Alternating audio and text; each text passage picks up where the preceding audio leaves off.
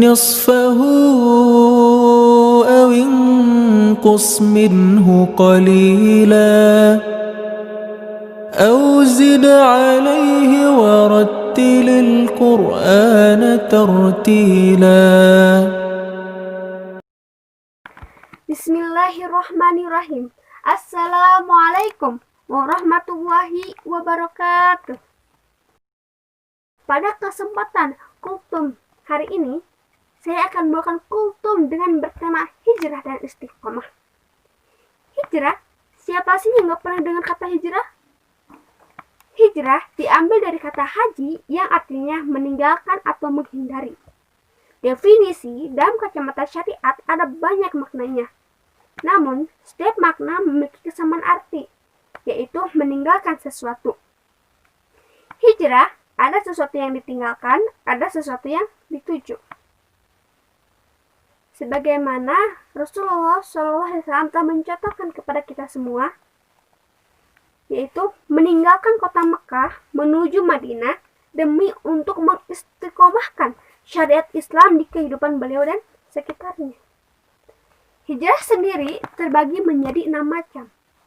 Pertama, hijrah dengan fisik. Kedua, hijrah menuju Allah dengan hati. Ketiga, hijrah menuju Rasulullah SAW. Keempat, hijrah meninggalkan para pelaku maksiat, baik mereka yang munafik, kafir, maupun musyrik. Yang kelima, hijrah meninggalkan perbuatan-perbuatan buruk dan akhlak yang tidak baik. Keenam, hijrah dengan meninggalkan negara atau tempat yang dipenuhi bid'ah. Itu hijrah. Lalu istiqomah. Apa itu istiqomah? Secara bahasa, istiqomah artinya lurus, dan secara istilah adalah suatu perbuatan dan sifat yang senantiasa mengikuti jalan yang lurus, yakni jalan yang diridhoi Allah Subhanahu wa Ta'ala. Istiqomah ialah di mana keadaan iman kita sudah stabil dan mempunyai amalan atau cara tersendiri agar tidak kembali kepada dosa yang telah kita perbuat terdahulu. Muslimah, hijrah dan istiqomah lazimnya sepaket. Maka jika kita berjuang untuk hijrah bermakna kita tengah berjuang istiqomah. Akan tidak mudah, tapi tak ada yang tidak bisa jika Allah Ta'ala menghendaki. Maka jangan latih memuji Allah dengan doa dan ibadah ya. Nah, kalau tadi istiqomah itu tidak mudah, tapi jika Allah menghendaki, maka tidak ada yang tidak mungkin. Nih, lalu ini aku punya tips nih ya, agar hijrah tidak gagal dan dapat istiqomah di jalan agama. Pertama, berniat ikhlas ketika hijrah. Dari Amirul Mukminin Abi Hafs Umar bin Al-Khattab radhiyallahu anhu, ia berkata, saya mendengar Rasulullah SAW bersabda, sesungguhnya setiap amalan tergantung pada niat. Setiap orang akan mendapatkan apa yang ia niatkan. Siapa yang hijrahnya karena Allah dan Rasulnya, maka hijrahnya untuk Allah dan Rasulnya. Siapa yang hijrahnya karena mencari dunia atau karena wanita yang dinikahinya, maka hijrahnya kepada yang ia tuju. Jadi ingat ya, hijrah itu karena Allah. Kedua, mencari lingkungan yang baik dan sahabat yang soleh. Memang sih, agama seseorang itu sebagaimana agama teman dan sahabatnya. Dan perlu diterapkan bahwa hati manusia lemah, apalagi ketika sendiri. Perlu dukungan saling menasehati antar sesama.